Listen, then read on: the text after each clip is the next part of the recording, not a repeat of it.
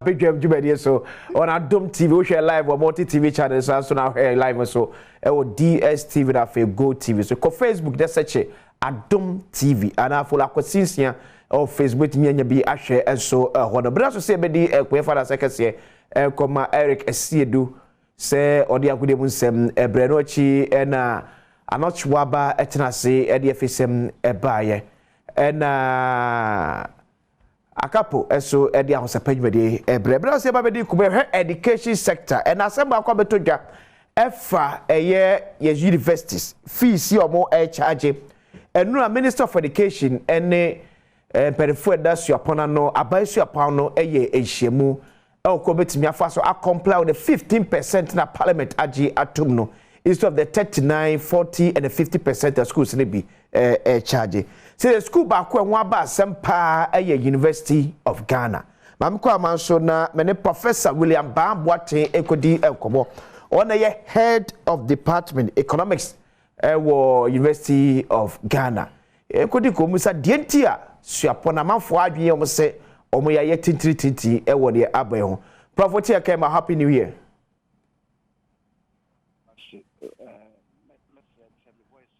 Professor William Bambwate oti akai mu achi. Ya oti menka. Akraba ko de nyame adom me ho fa me kase nti me voice no anye so me ba modin akasa se de be ya amanfo betiwe. Mate odi kafra pa nyame ensa yare. Prof enra enhyem de course wo Ministry of Education. Ni ye TTB ayese other public universities ni nyina agi atum se omepre amanteso no aye adwuma but University of Ghana ya difficult. Ni emodisuafo se emusam se mo challenge pa ne se ntia Emma University to be comply with the 15% na parliament agi atum no. Minia medawase message se ba sa me ka say me bo wakitu bia na mo dia cheme. Okay. Because me nya cold kakra. Nia etiene say University of Ghana yenye tintintinti bi. Emsa wo kasa no wo se aban say universities ni nyina no yen fees increase no yen no 15% our the parliament ajatumo. Na me kasa mo mema figures. Okay. Na fe wati ase emse entiase no anya adwuma. Mikra mi nsam wa ha. Eye fees parliament agitumu say all universities anye any programs ni nyina fees no na mema eye regular humanities bachelor of arts eye parliament no actor omo pass ye act 2022 act number 1080 sa act ni mo no parliament say continue students omo legon omo a bachelor of arts in 2019-2020 fees I was a university no omo agye 1,234 cedis. Eno na ewo sa act ni mu I was a University of Ghana a charge. Okay. Now so we calculate 15% on it.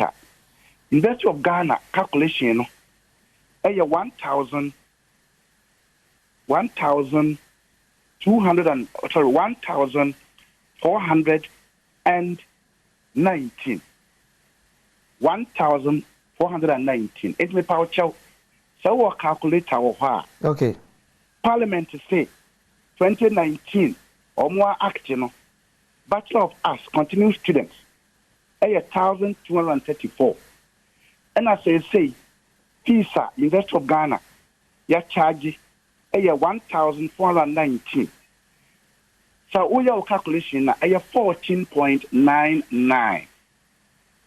America enka hu bi say the parliament ekasa yanyi sa PCA ya na students na SRC almost kasa e was a student no etia bibi kakra enti SRC de almost yam fanka hu 105 cities and here SRC dues ana SRC, okay, no, what we called reprographic fee and SRC development levy.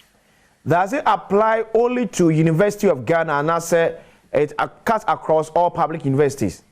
I know the University of Ghana and Kwadi. I know the eco students no SRC almost development be. Enti almost the kakra man kwan so betitia. No mo SRC development at my university. Okay, anything a prof na mama bisa say SRC dues and now say separate from the usual dues for SRC no. And I'm saying SRC muniti mekan ye ekrame no say the yes ya title no. It the ekra no ye SRC development dues. Your friend no reprographic fee and SRC development levy. It has been in existence throughout. Sabra me no ka say mentimi enko akire enhu say yefa bia SRC for na betimi aka wasam. So to the best of your knowledge, aye students na sika enye management ka enti ukọ oba me department there will be a friend of University of Ghana Economic Student Society aye students na omo association na the abaisi yenye na ye calculate ni die no aye 14.99 on the approved fees of 2019.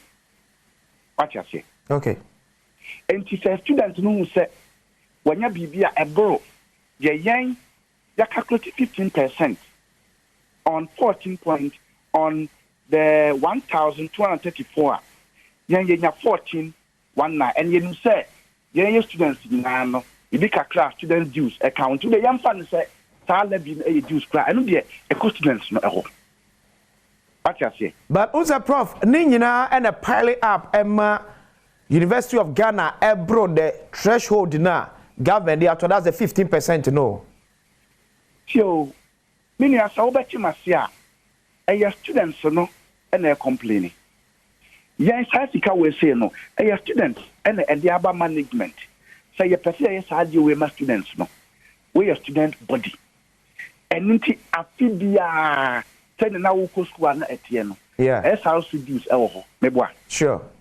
It is SRC dues e wo ho a no enye university management and akofaba. And I want to metwasi o prof but say obi di BB baba beka fees ho.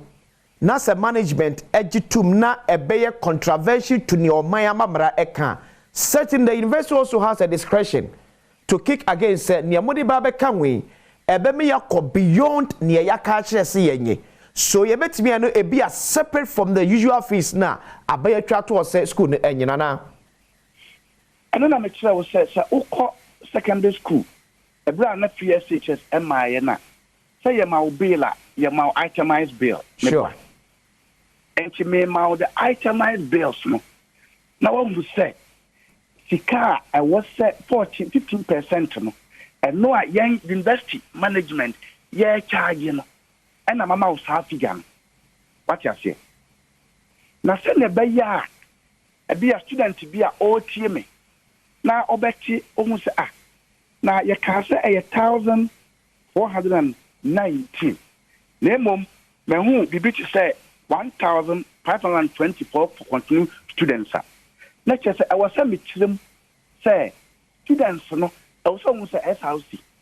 Say omo eye omo djuma omo be kwa ha omo be say yentimi fast fees na university no e di eye university djuma e ma omo what you say. So near Professor William Badwam Ekama Adom TV ahwefo students here at University of Ghana etia say the university has not charged fees more than 15%. Jamaica actually say University of Ghana has not charged fees more than 15% of what government asks us to charge on 2019 gazetted approved fees. No. And she say, Ubika university aye tintia. Na me manka kakra. If you say, Brody Beka say, book no lie. And when she say, Anka Ukra sa gazetted approved act 1080. Okay. Parliament approve and I can sa figure na me mau the University of Ghana ye calculate ye a fees a charge students na we say 14.99. But SRC dear na ba can amana cross say 15% no. And no mean to me can one some be submit me aka near fees by university management abayan say yen charge. Me head of Department of Economics students or more association oko political science or more association oko sociology or more association so students are not nasi na omo ye meeting na omo see ye be programs ama ye ho enti obia entia fite sidisa enye head of department as well muntia. Sure. But prof enra meeting na course for education ministry no na ye pick from it na say the rep yo ko ma University of Ghana say they have to go and consult the council and sana or reverting back to the 15%. So if indeed near wukai say school no and charge more than 15%, why will you then go back to the council for a discussion? Okay, I feel na what be assembly na feel na be check me. Okay.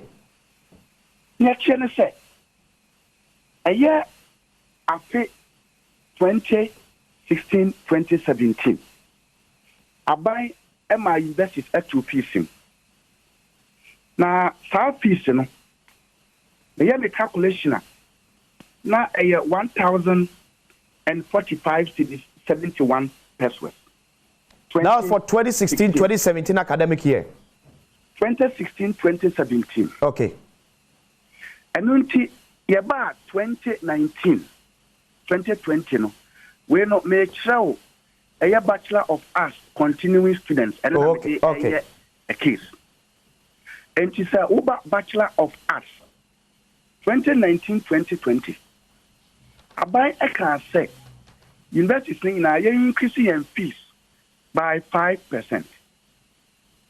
And the University of Ghana, they calculated 5%. No, continuing students no. Next no, I 1,098 cities. What you say in 2019-2020?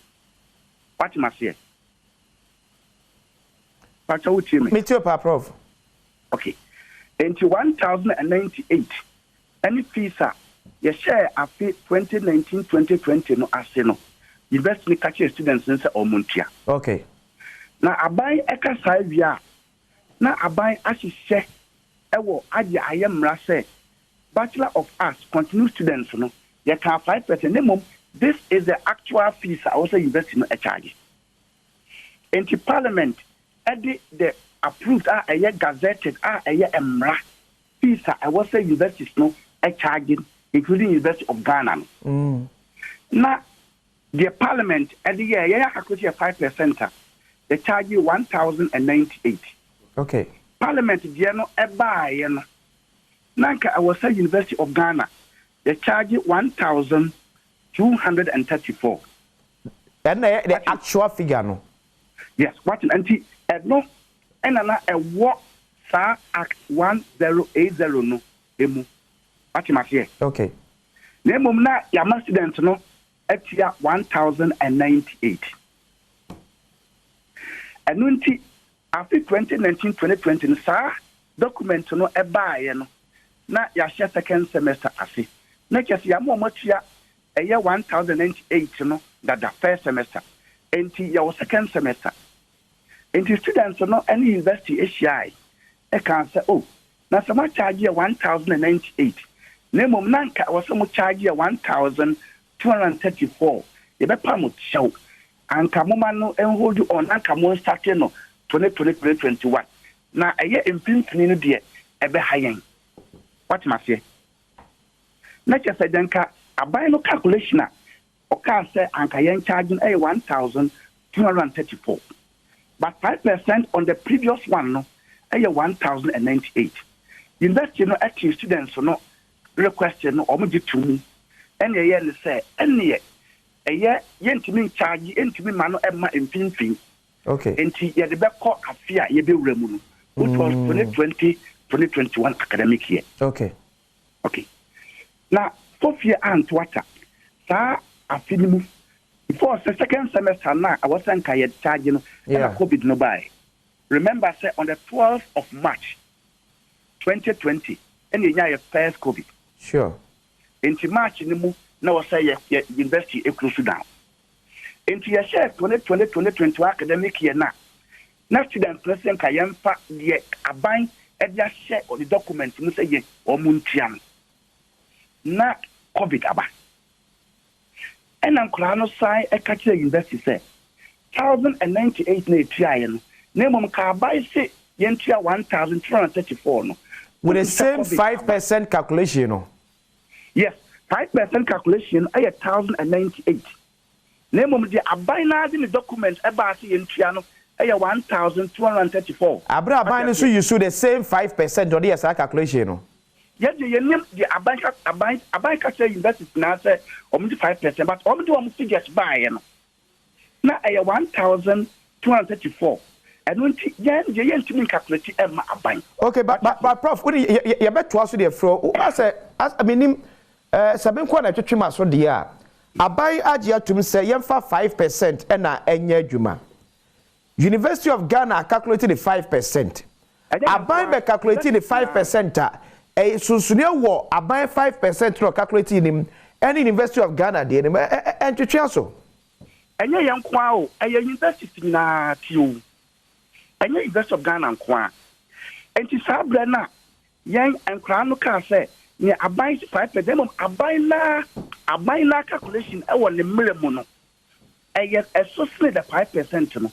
And the other universities not yet. Okay. Can say, the best started implementing a year, second semester na. What you say? Okay. Yeah, dear. Yeah, every meeting I say, Ubeka say a mistake. Name mum.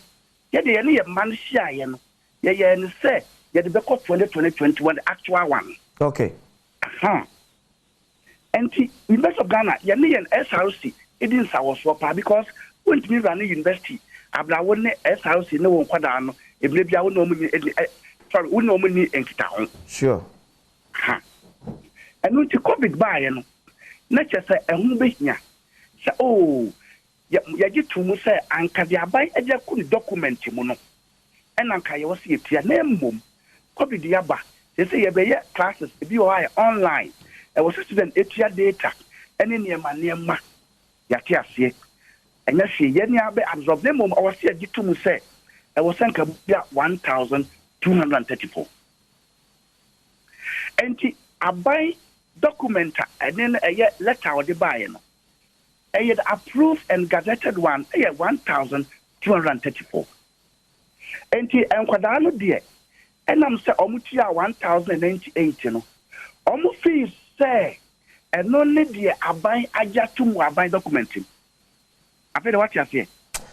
Prof, I will submit me at you because to be honest, if indeed say I buy the same 5% in a year the calculation, and the Konya 1,200, and University of Ghana so usually the same approved 5%, and the Konya below 1,200 here. Then yeah, okay. Say I buy I see 15% and to your pizza. Yeah. I buy way like you know 15% no and no enya emrano. Name mum I buy at the fees be 1,080 no. A yes act 1,080 no. I don't know 5% to be any. Okay. 15% to be any. Sure. Yeah, a woman say a ya Bachelor of Arts, utia 1,000 and be away. Oh, yeah, but BSc admin, I will go now, utia say. Oh, yeah, we are medical student now, we are utia say. We are utia say, and no, and as our report, no, actually. What must I say? Say, I'm no can say. I buy the young to 15%. I buy best sign Abba. Now, what did the a year and run? Actually, say, all the programs, University of Ghana, your programs are means Mrs. Sua, make us about 1,000. I buy back the amount I was a program, Utia. And to Obia Obe BSc administration, the fees are different from Obia Oye Bachelor of Arts. Sure. Obia Oye, a Bachelor of Science. Obia Oye fees no different. emrano aban ade beba fi parliament no entre 5%. Emrana aban de ban ebetre fees e was so charge. Ebetre basically on the approved percentage na parliament ede aban enum ne be calculate enya the actual figures no. Enya percentage na sa document no ekre there be aban say sadre ya sha ye yan fa fees figures no maaye no obi answer 50% ento so what ma say na ekre no aban na the figures no each program de beba am sa o tia se kakra enti say 5% any University of Ghana and a calculate 5% na figure na you want a different from other universities. No. Name of other universities, no, and also not a lower than the abide share document. Prof, could it be sir abide calculation now or no? There were some complementary figures beer na enka the 5% to the can ya on the account ma abide they could do 1,200 nana. Sir, me calculation ya. Make me I can say in 2016, 2017, ABC 2019, 2020. Yeah. Not yen two fees. Okay. And unti say me calculation ye me won say na aban percent investors no ye de 5% ABC 2016, 2017 ye no so. Na aban 2017, 2018. Now yeah, the 5% after 2017, 2018. Now by 2019, that is what a bank calculation will look like. And so over 14, over the catch that on some figure on the mile, say a 14,045. Okay. And yeah, what the 5% account was a 1,098. Okay, fast forward and approved one. No? Okay. A 1,234. Sure. So me calculation is here minus 1,234 divided by 1,234. Let's just abide the na oka only at the year in the figures no. 15.3%. Name on my uniform figure say you know 5%. Okay. Eti prof quick one yan share eti sir if the university no and charge more than 15%. Why are you going to the council for a discussion and sana? Mabajini aban e kanatu. And then I'm will say students no there and I'm say university was very concerned. Our university lecturer said muntia 1,098 our students now be patcho say aban say muntia 1,234 by their own act. No. Name of the kind ama musa muntia 1,098. And Tibo say and COVID-19 1,098 na engo students need your feel say a 1,098 and na utia last year into 5%, 15% account one. Figure a lower than near your calculation no at year. Okay, it is possible to see here that it means say more 15% na mo calculate here no. More calculated on government then 1,234 so. Excellent, because I know na abansi yenye.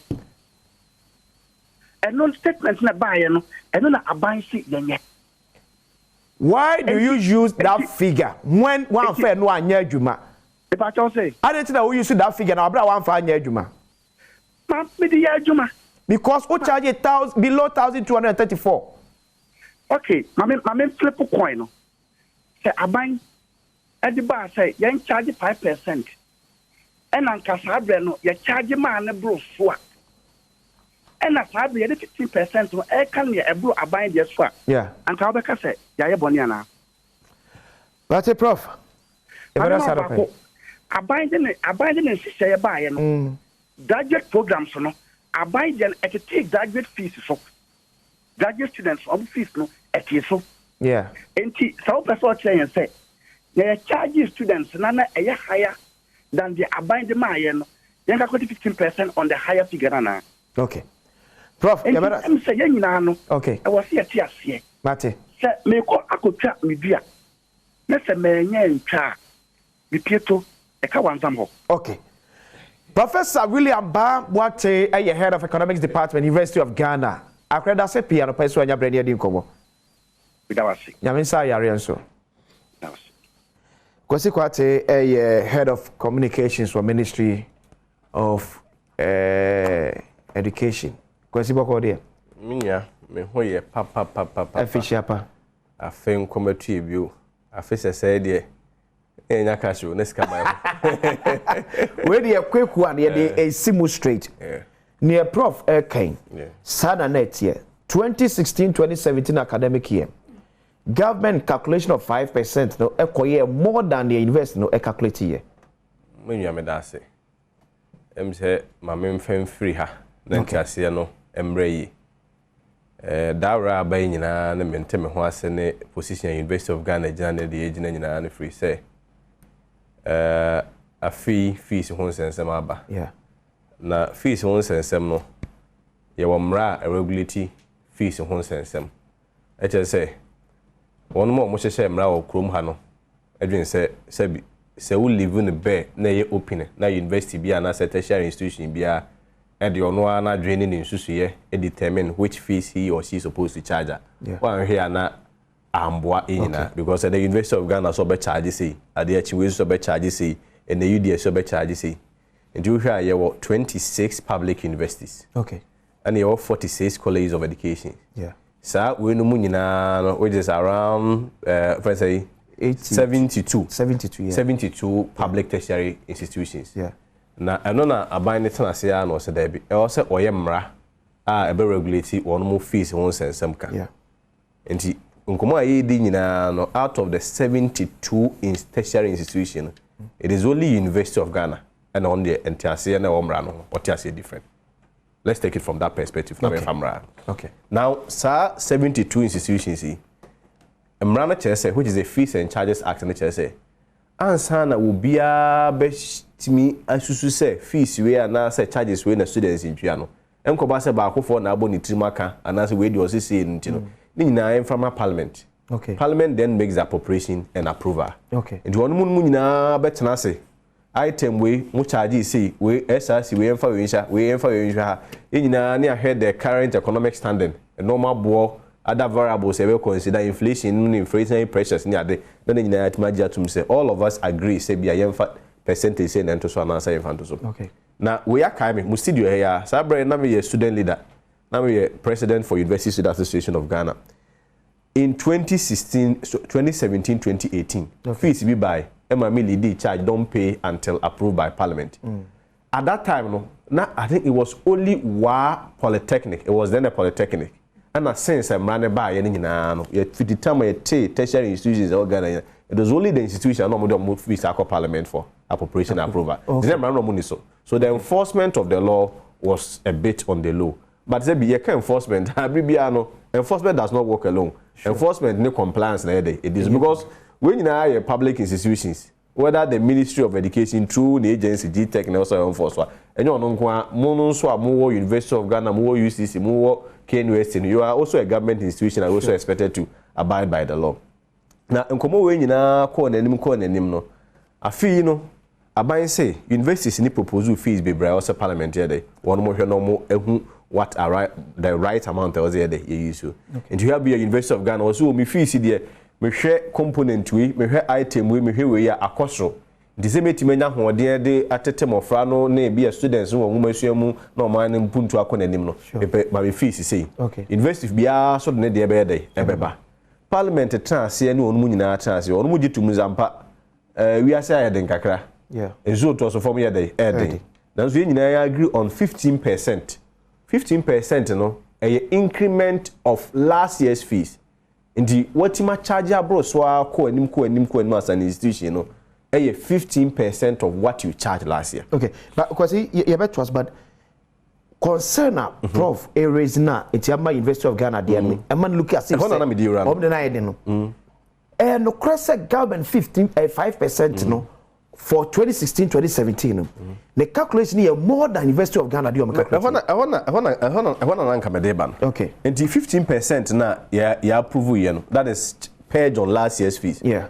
All universities are tiase. Okay. I think the challenge had to do with some universities KNUST UCC and other universities and run any issue. Okay. Now, me basi University of Ghana and my one me be run. Yeah. One more some more kind and say, well, I'm 15% in the day of last year and they charge you.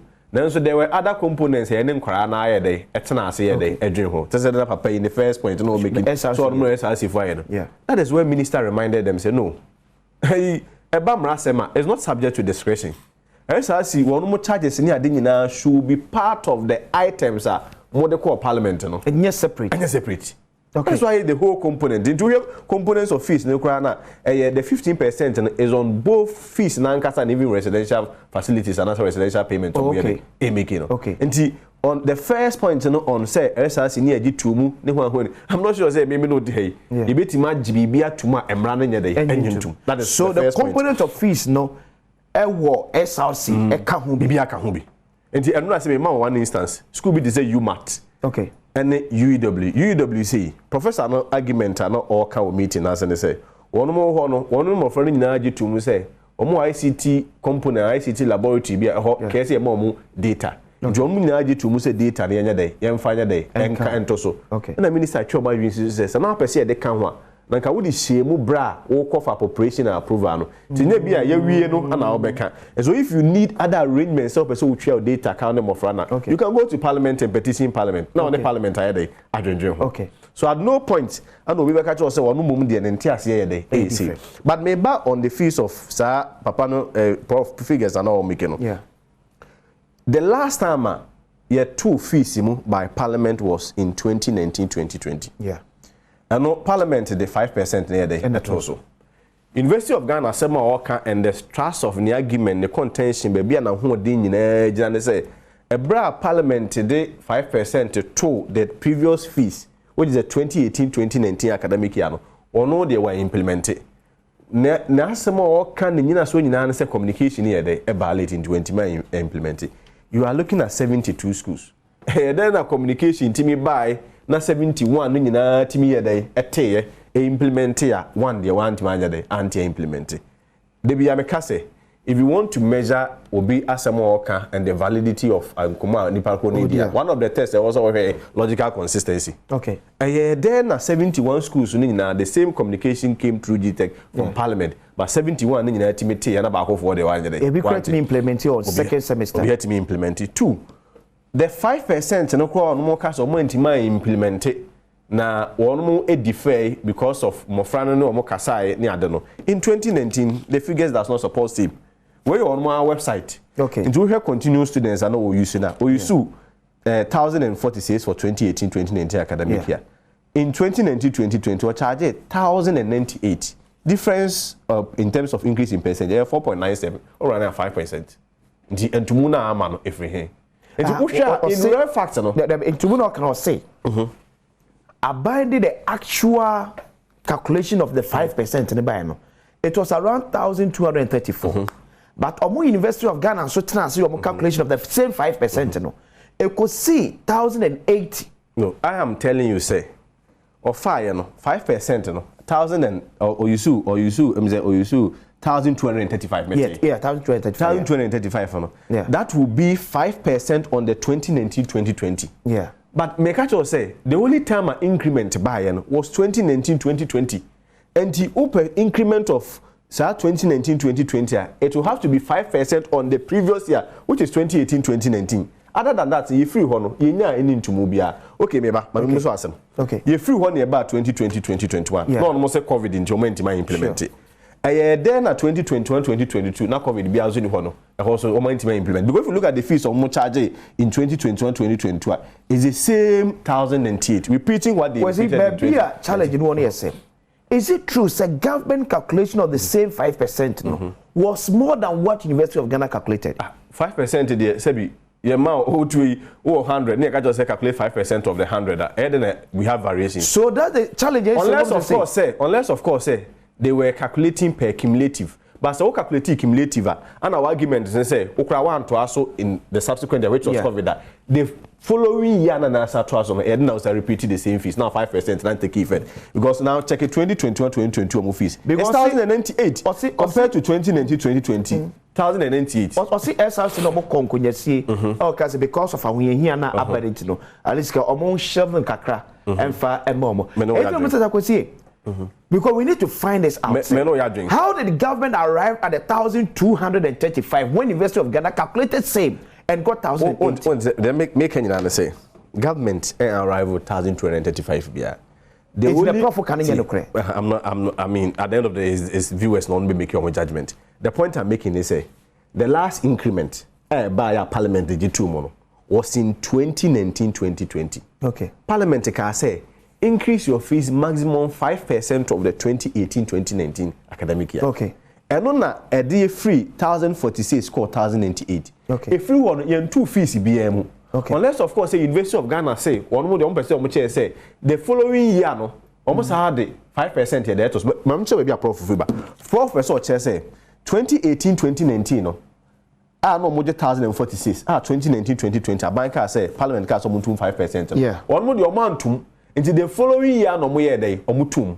But what it means is that the following year no komutuma komuna 1,235 kombina 1,098, which means say they actually implemented what they are saying they did not implement because almost all students because offer continuing students of 1046 in 2018-2019 2019-2020 ABC 1098 which is 5% increment into the University of Ghana and I was part of the meeting. Okay. Professor Nanaba no and no, it came out say what they are saying they didn't even implement 5%. They actually implemented it, and the figures are clear compared to 2018-2019 fees. So now they are saying 1,238. You know, it can only come in when they are saying say previously, you know, implemented. Okay, but say previously, implemented there, you won't get 1,235. You get 1,098.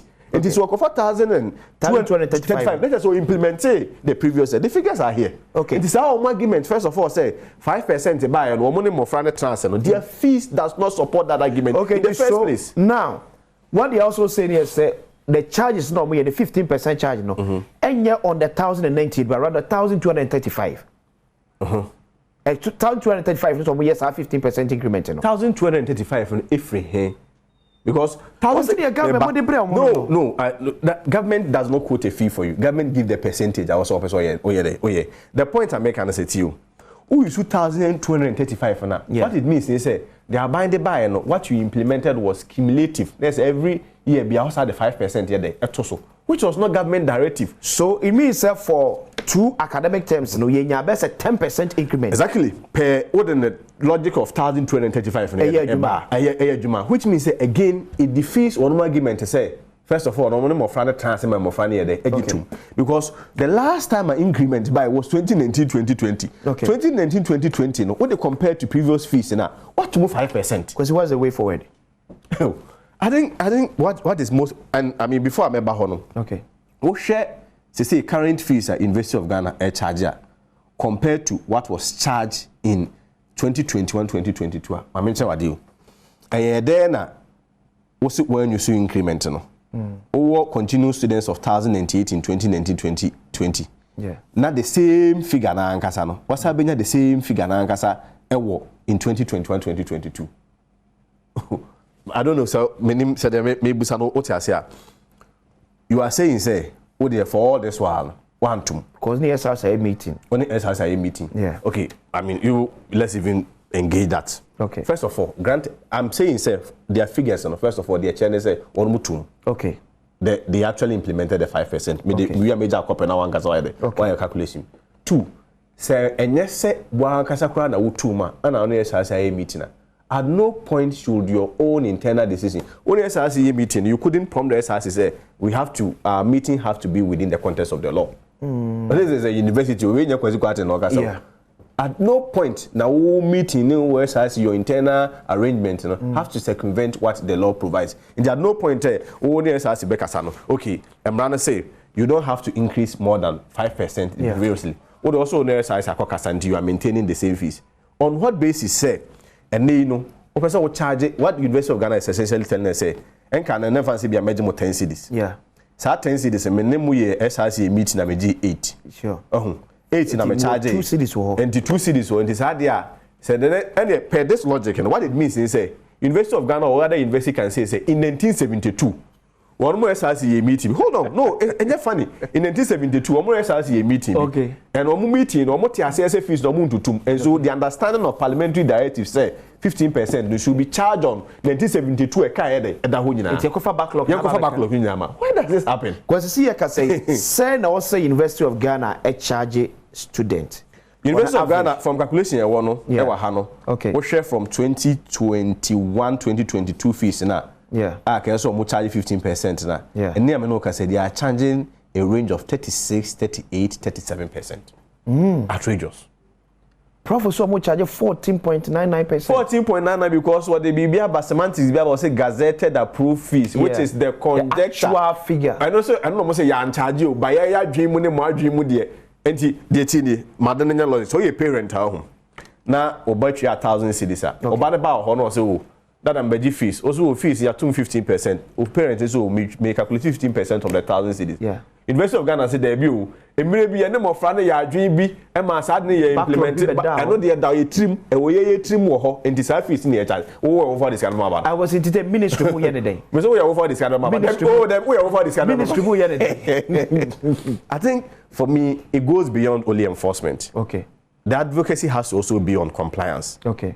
It can't be say you have about 72 tertiary institutions, and one elects to vary the law. No, only also the entire say about money day a different. The Ekase ministry then, which of course I mean is a question about enforcement. Then I'm obeying.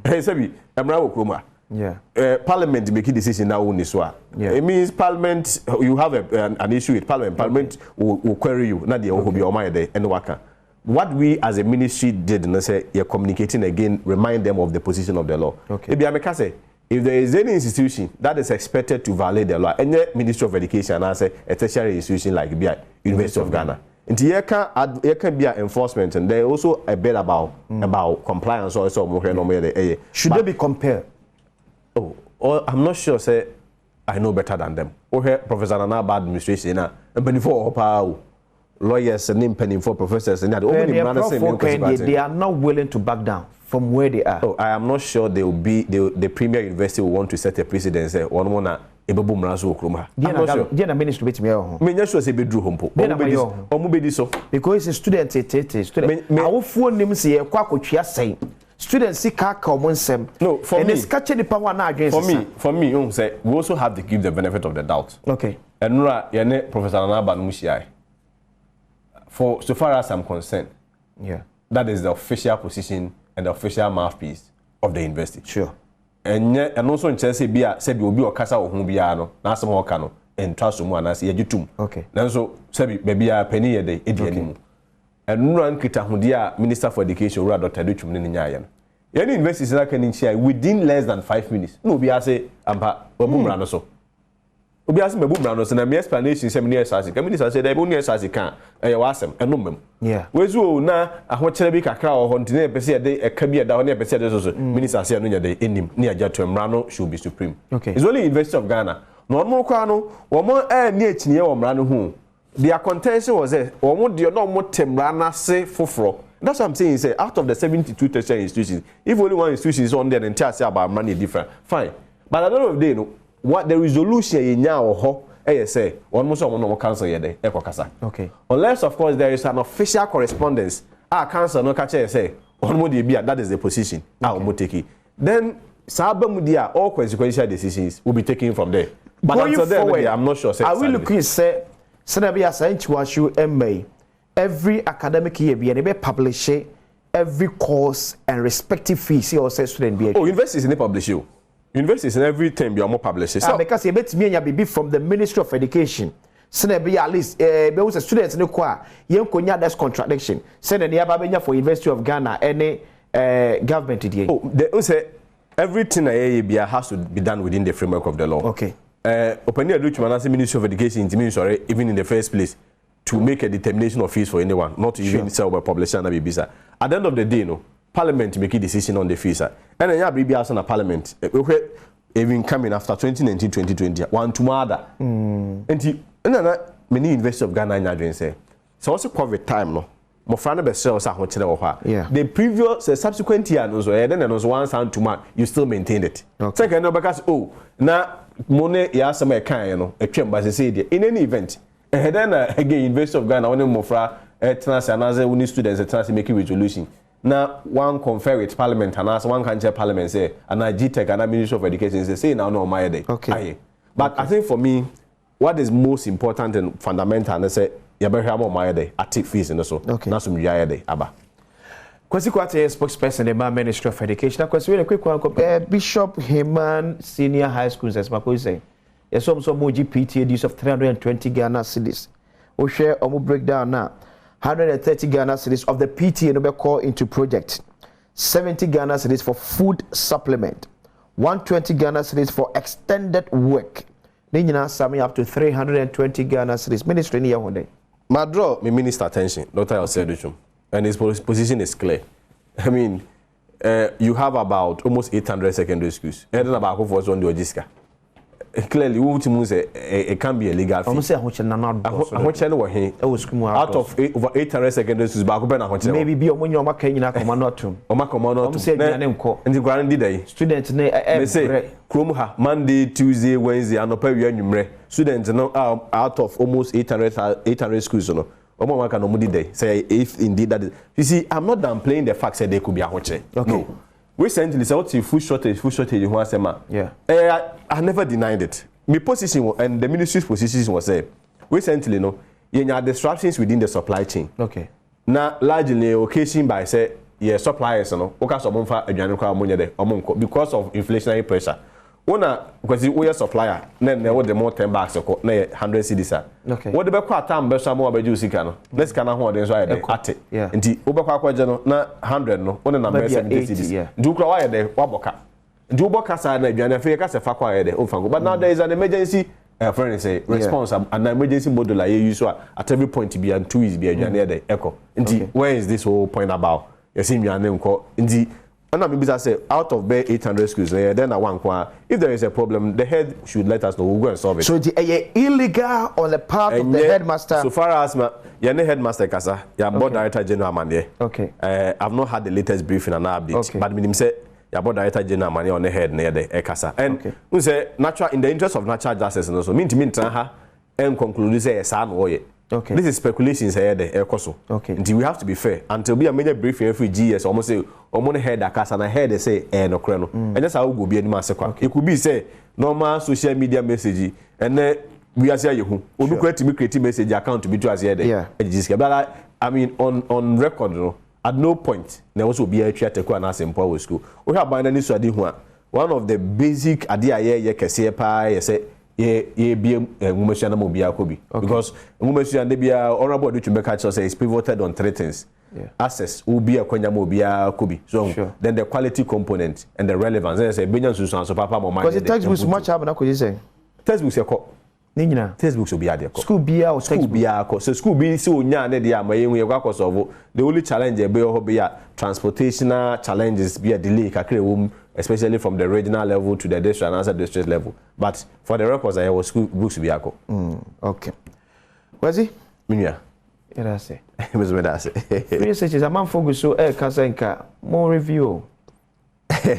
Maybe I didn't say the true, but anyway, anyway, let me borrow the words of the president. President are making it clear. Say when it comes to review within the context of say Sikane through Hama over I know he's not gonna do it. Until Yemen na be speaking to otherwise. Okay. But at a crucial time like this, you know, but before you go any issue, I'm watching that. And then at that time, I open so school. Next this time, I say Bible. Omo can say review. Oh, yeah, so you review no more to make you entry. But I say, me I'm chrome over my school papa. But school need this per sec. Okay. Yeah, they are Korano Koho, so on school as and touch them the member no chobicha. So is that about people indirectly wants to introduce some bourgeoisie that people are saying say your person boarding house beer should be made to pay for the boarding facilities and the beko use. I think there is a rationale behind the whole boarding arrangement. Yeah. We have to look at it from that point of view, answer. And not on the face value. See yeah, very simplistic. Say obi or person boarding house beer. We have to look at even in the boarding arrangement you use as a country before some community they but for me this is the whole point about interest school fees me interest school fees let's look at it from the point of view say we see it education in terms of investment you be as an investment on as expenditure about this what is what the some money there the bigger barrier near every year we at least 100,000 students on mucha from BEC no money access to a secondary school level. One was about 25% to drop because of the nearest casem. And averagely you are looking about 120 to 130,000 students every year. Then you have the government correcting this. Yes, in teacher training allowance here, Babitrim. Because you go. I can speak for teacher training allowance because they were saying. Okay, yes, but then I'm sure Ministry of Health to address it. Teacher training allowance here, Babitrim. You can say the India. Because I ban so niska. Maybe I say. But I say Kwasi Kwarteng. Customer for the Ministry of Education. I would say that the entry come on Adom pay. Anymore Asia. Yami Major Mahine Kwabena Asante. Nobody Asian. Very good morning to Co-Power Asante Mampoko Warine. Oine Oba Mechiamu Nyina ene Anopay. Thanks to production team Dominic Esiebo Awabe Kofi Ampadu Dache Hine. Considering no sound light camera MCR Munyina Damasi. Floor managers my idea pa Anopay. Yamishdam, Yamesa Edition. Medidi Akwasi Makra.